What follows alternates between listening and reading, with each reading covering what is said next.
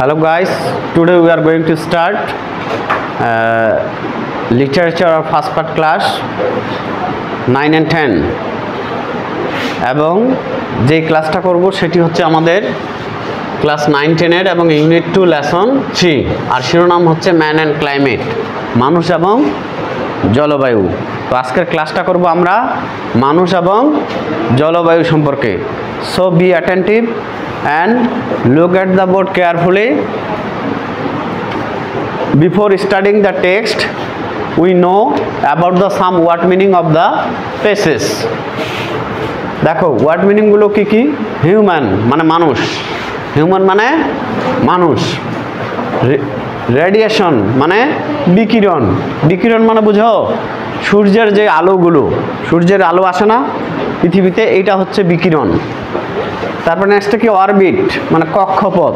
কক্ষপথ বলতে অর্থাৎ সূর্যকে ঘিরে যে পৃথিবী প্রদক্ষিণ করে ঘুরতে থাকে না, সেটা হচ্ছে কক্ষপথ। অ্যাটমসফিয়ার মানে বায়ুমণ্ডল মানে আমাদের চারপাশ। কনসেন্ট্রেশন মানে মনোনিবেশ। অ্যালার্মিংলি মানে বিপজ্জনক ভাবে। রেসপন্সিবল মানে দায়ী। তারপরে কি? বার্ন মানে পোড়ানো। ফসল মানে জীবাশ্ম। ফুয়েল মানে জ্বালানি। প্রডিউস মানে উৎপাদন করা। অবটেন মানে পাওয়া। ইনরমাউস মানে প্রচুর। মাইনিং মানে খনন করা। মাইনিং মানে খনন বা খনন করা। মিনারেল মানে খনিজ।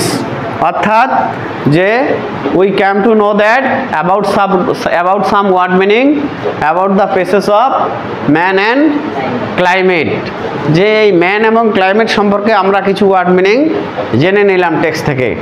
এখন আমরা টেক্সটটা শুরু করতে যাচ্ছি। We are going to start our text. So be attentive and listen to my lecture or speech. If you give the attention on my speech or lecture, you will be benefited and you can realize the passage in your thought, in your mind, in your heart. So be careful and attentive.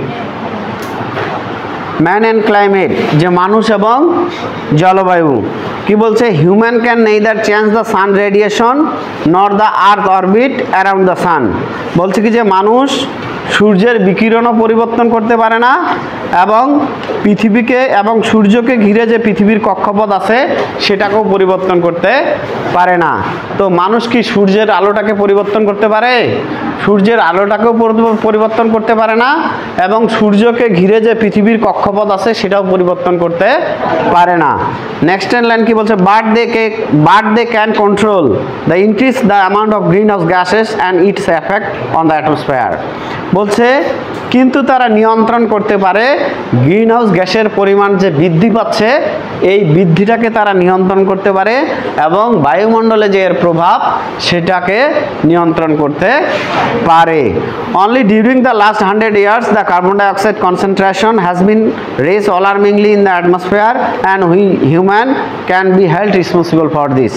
বলছে কি যে only during the last 100 years শুধুমাত্র গত কয়েকশো বছরে carbon dioxide concentration, carbon ডাইঅক্সাইডের বিষয়টি has been raised alarmingly বিপজ্জনকভাবে উঠে এসেছে ইন দ্য অ্যাটমসফিয়ার। কোথায়?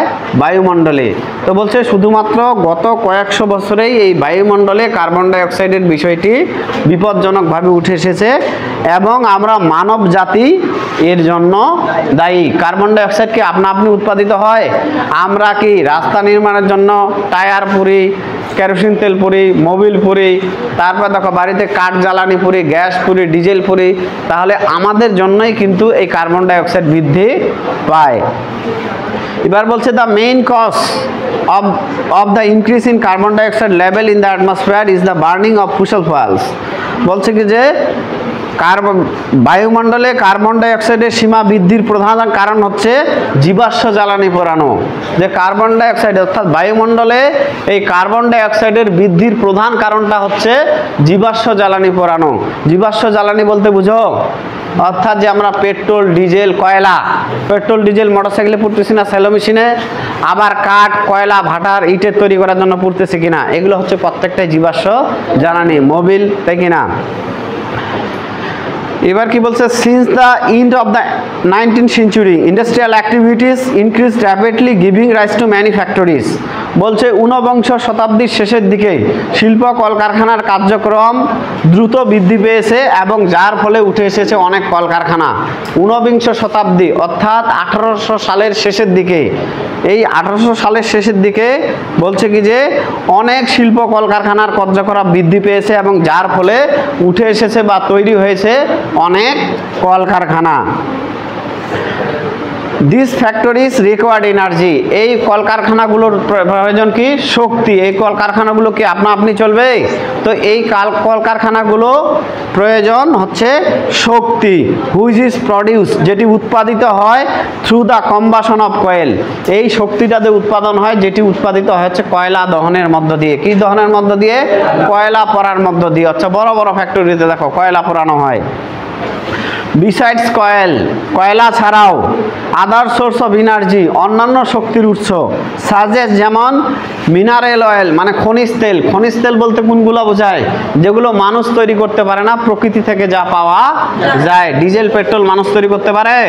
এগুলো প্রকৃতি থেকে। বা গ্যাস পারে না, এই জন্য বলছে মিনারেল অয়েল, খনিজ তেল অ্যান্ড ন্যাচারাল গ্যাস, প্রাকৃতিক গ্যাস ওয়ার অলসো ব্রান্ড, এগুলো পোড়ানো হয় টু হিট আওয়ার হাউস, আমাদের বাড়ির তাপমাত্রার জন্য, রান কার গাড়ি চালানোর জন্য, অ্যান্ড এরোপ্লেন উড়োজাহাজ চালানোর জন্য, অর টু প্রডিউস ইলেকট্রিসিটি অথবা বিদ্যুৎ উৎপাদনের জন্য।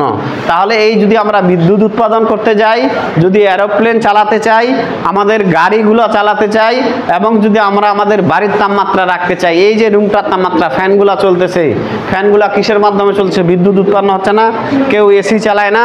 এই তাপমাত্রার উৎপাদনের জন্য, বাড়ির তাপমাত্রার জন্য আমরা এই মিনারেল অয়েল বা প্রাকৃতিক গ্যাস বা কয়লা আমরা পুরাই কিনা পুরাই। এবার নেক্সটের লাইন বলছে, নাওএডেজ বর্তমানে about 85 million barrel of crude oil are burned daily.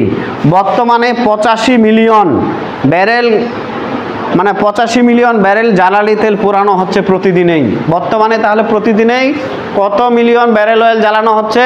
85 million. 1 million সমান কত? 10 লক্ষ। তাহলে 85 মিলিয়ন সমান সমান কত? প্রায় 8.5 কোটি। 10 লক্ষ যদি হয় তাহলে কি 1 মিলিয়ন সমান 10 লক্ষ, তাহলে 10 মিলিয়ন সমান কত? কি 1 কোটি না? 10 লক্ষ 10 লক্ষ 10 লক্ষ 10 লক্ষ 1 কোটি না, প্রায় 8.5 কোটি ব্যারেল অয়েল প্রতিদিনই জ্বালানো বা পোড়ানো হচ্ছে।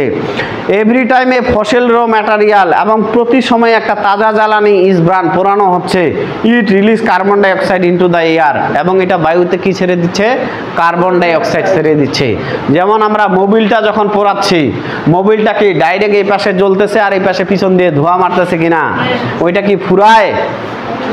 মোবিলটা ফুরায় থেকেই যায়, ওইটা হচ্ছে তাজা জ্বালানি। আর পেট্রোল ডিজেল এগুলা কিন্তু ফুরায় যায়, যায় কি না যায়? এবার দেখো, therefore it is clear that, এটা পরিষ্কার যে more and more green house gases like carbon dioxide are being generated world wide by human. বলছে সুতরাং এটি পরিষ্কার যে বেশি বেশি গ্রিন হাউস গ্যাস যেমন carbon dioxide are being generated মানে উৎপাদিত হচ্ছে ওয়ার্ল্ড ওয়াইড মানে বিশ্বব্যাপী বাই হিউম্যান, মানুষের দ্বারাই। কার দ্বারাই উৎপাদিত হচ্ছে? এই মানুষের দ্বারাই কি উৎপাদিত হচ্ছে। মোর ওভার অধিকন্তু we are also strengthening the greenhouse effect by deforestation. বলছে কি যে অধিকন্তু আমরা আরো শক্তিশালী করতেছি গ্রিন হাউস গ্যাসকে, কিসের মাধ্যমে? বাই ডিফরেস্টেশন মানে বন নিধনের কারণে। আমরা প্রতিদিনই গাছ কাটতেছি কিনা? দেখো, which means cutting down trees. এই ডিফরেস্টেশন বলতে কি বোঝায়? গাছ কাটাকে বোঝায়। এবার এভরি ইয়ার প্রতি বছর ইনরমাস এরিয়াস অফ ফরেস্ট, বলছে প্রচুর বনাঞ্চল আর ডিস্ট্রয়েড ধ্বংস হয়ে যাচ্ছে বাই পিপল মানে কি মানুষের দ্বারা, to obtain wood and to clear region for mining and to create pasture. বলছে প্রতি বছরেই প্রচুর বনাঞ্চল পরিষ্কার বা ধ্বংস করা হচ্ছে মানুষের দ্বারায়, কিসের জন্য? কাঠ পাওয়ার জন্য, অথবা কোনো অঞ্চল পরিষ্কারের জন্য, অথবা খননের জন্য, যেটি চাপ সৃষ্টি করতেছে, যার ফলে কি সৃষ্টি হচ্ছে? চাপ সৃষ্টি হচ্ছে। এই জন্য দেখো আগে বড় বড় দুর্যোগ হইতো না, এখন প্রতি বছরে 3টা 4টা বড় বড় ঝড় আসতেছে কিনা? এই যে বলে বুলবুল, নার্গিস নাকি ফণি, আমফান, তাই কিনা? এবারে দেখো কি বলছে, the loss of the forest causes dual problem. এই বনাঞ্চল হারানোটা দুইটা সমস্যা সৃষ্টি করতেছে। যখন আমরা বনাঞ্চল হারিয়ে ফেলতেছি কয়টা সমস্যার সৃষ্টি করতেছে? দুইটা। কি বলছে? Trees that are burned up release large volume of carbon dioxide into the air. বলছে গাছপালা যেগুলো পুড়ে ফেলা হচ্ছে, গাছপালা কাটলে এগুলা পুড়ে ফেলা হচ্ছে না ভাটাতে, তো পুড়ে ফেলা হচ্ছে, এগুলা প্রচুর পরিমাণে কার্বন ডাইঅক্সাইড বায়ুতে ছেড়ে দিচ্ছে। ধোঁয়া মানে কার্বন ডাইঅক্সাইড ছেড়ে দিচ্ছে। অন দ্য আদার হ্যান্ড, অপরপক্ষে as forest absorb a lot of carbon dioxide, এবং যেহেতু এই গাছপালা বা বনাঞ্চল প্রচুর পরিমাণে কার্বন ডাইঅক্সাইড শোষণ করে না, গাছপালা কার্বন ডাইঅক্সাইড শোষণ করে কিনা? এই যে শোষণ করে ফ্রম দ্য এয়ার, বায়ু থেকে, অ্যান্ড ডেলিভার অক্সিজেন ইনস্টেড, এর পরিবর্তে কি করে? অক্সিজেন উৎপাদন করে বা সরবরাহ করে। যদি আমরা গাছ কাটি, এই গাছটা পুরাচ্ছি, কার্বন ডাইঅক্সাইড উৎপাদন করতেছে, এই গাছটা যে কার্বন ডাইঅক্সাইড শোষণ করে, স্টোর হাউস কার্বন ডাইঅক্সাইডগুলো যে ওইখানে যায় থাকে, ওইটা আর থাকতেছে না, ওইটাও ধ্বংস করতেছি অক্সিজেন দিয়ে উৎপাদন করে। তাহলে কি বলছে? We also destroy an important store house of carbon dioxide. বলছে কি যে আমরা আরো ধ্বংস করতেছি একটা গুরুত্বপূর্ণ কার্বন ডাইঅক্সাইডের সঞ্চিত ঘর, হোয়েন উই ক্লিয়ার ফরেস্ট, যখন আমরা বনাঞ্চল পরিষ্কার করতেছি। তাহলে এই পেসেজটুকুর বাংলা অর্থাৎ ওয়ার্ড মিনিং এবং বাংলা আমরা আজকে ক্লিয়ার করলাম। তো এর নেক্সটে আমাদের এটি সম্পর্কে কিছু কি ট্রু আর ফলস আছে, এই ক্লাসটা আপনাদের সামনে আগামীকাল উপস্থাপন করা হবে। তাই এতক্ষণ পর্যন্ত ভালো থাকুন, আগামীকাল সুস্থ থাকুন, নিজের প্রতি খেয়াল রাখুন, এবং যদি ক্লাস ভালো লাগে শেয়ার, কমেন্ট এবং রিয়াকশন দেবেন এবং ফলো করবেন। সবাইকে ধন্যবাদ ও শুভেচ্ছা।